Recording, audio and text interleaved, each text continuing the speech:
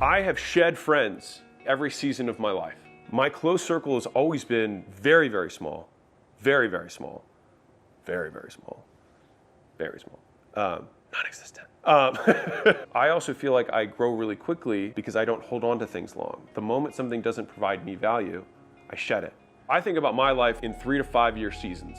First, I was a high school womanizer for the most part, and then I was also like really deeply angry. I had high school friends that when I left high school, I basically stopped being in contact with them. And then I had my come to Jesus where my dad was like, you suck as a human, you have a terrible reputation, maybe you should stop being who you are. Cleaned up my act, I stopped drinking nearly as much as I was. I started going to school and studying 12 hours a day, president of the fraternity, and that was my college season. And I had college friends. And then when I left college, I pretty much stopped being in contact with anyone that I went to college with. Most people suck at most things and aren't bound for greatness because of who they are and the choices that they're willing to make. The stories about friends leaving the hometown and no longer remembering where they're from is one that is told by society because society is the majority. The majority of people get left behind. If you look at the things that you want to get in life, there's a price for them. You don't buy everything you see in the mall. Why not? Because you don't want to pay the price. Just because you might think that a shirt or jacket is cool, just because you think an outcome is awesome, you might not be willing to make the trade. Winners and losers have the same goals. The goal doesn't make you unique, it's the willingness to pay the price that makes you unique. Because I'm like, everyone wants to be rich. One of the reasons that I cut people out sooner than most is because I do not like the labels that they speak over me. One of the big things with identity is the labels that we say about ourselves. I am X, I am impatient, I am angry, I am whatever, right? I am poor, I don't like saying it. People in your past have the identity that they know you as, and then they will speak and they will beat that label into you because you're not matching their pattern. Why have you changed? You are X, you are Y, and you're trying to not be that because you're doing something different than changing, you're growing. But they see it as change. And that's why the best response in the world to someone who says, hey, you've changed, is to say, yeah, you haven't. The amount you like or love someone is directly proportional to what you are willing to give up to maintain the relationship. For example, if there's a piece of shit car, right, and you work on it all the time, you might say, that guy must really love it because of how much time he puts into that thing. This guy must really love his country because he's willing to give his life for it. What are you willing to give in exchange to maintain the relationship? If you're not willing to give up basically anything to maintain the relationship, then how much do you love them? I think it's been a very helpful filter for me to say, not do I love my friends, but which friends do I love the most? Which friends am I willing to sacrifice the most to keep the relationship?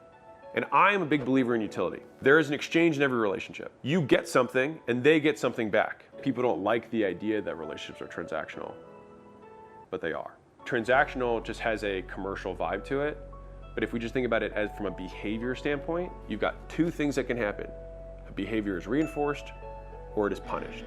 That's it. When you have exchanges, quite literally, with people, those exchanges are either reinforced or they're punished. Part of the strength of the relationship is how long you're willing to wait for the next time that relationship is reinforced. If you have a long history of positive experiences with a person, you're willing to wait a longer period of time if they're going through a breakup, they're having a hard time, to keep the relationship going. But at some point, even if you've been friends with somebody for 10 years, if there's just not any positive reinforcement, at some point, you do cut it off. The people who we're surrounded with when we grow up, it's very unlikely, just from a population standpoint, that they're going to be great. Statistically, that they're going to be the top 1% or 0.1% is unlikely. So it would make sense that you change your friends over time. Why do people get so weird about keeping relationships that don't serve them?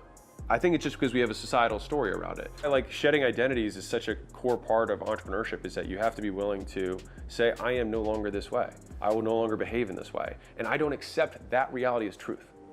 Many of the people I had around me, A, weren't willing to pay the price that I was willing to pay for the things that I wanted, but also wanted me to give them more than I was willing to. And so I'll give you a story that will paint me in a bad light, and that's fine. There was a teacher that I grew up with in high school, and he's the one who stayed with me after school for a year and worked out with me.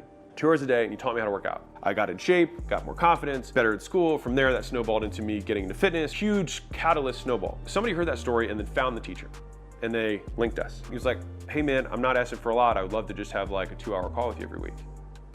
I was like, a 2-hour call every week? I was like, I don't even talk to my mother that much. I don't talk to anybody that much. I talk to my wife, that's it.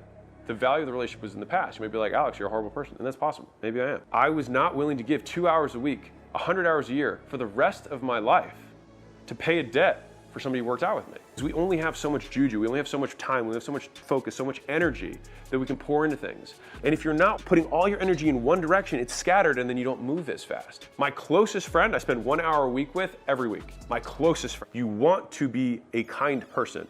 And the way you are kind is that you tell the truth. And you just be honest. And the easiest way that I can tell you to be honest is, when you talk about somebody behind their back, just say it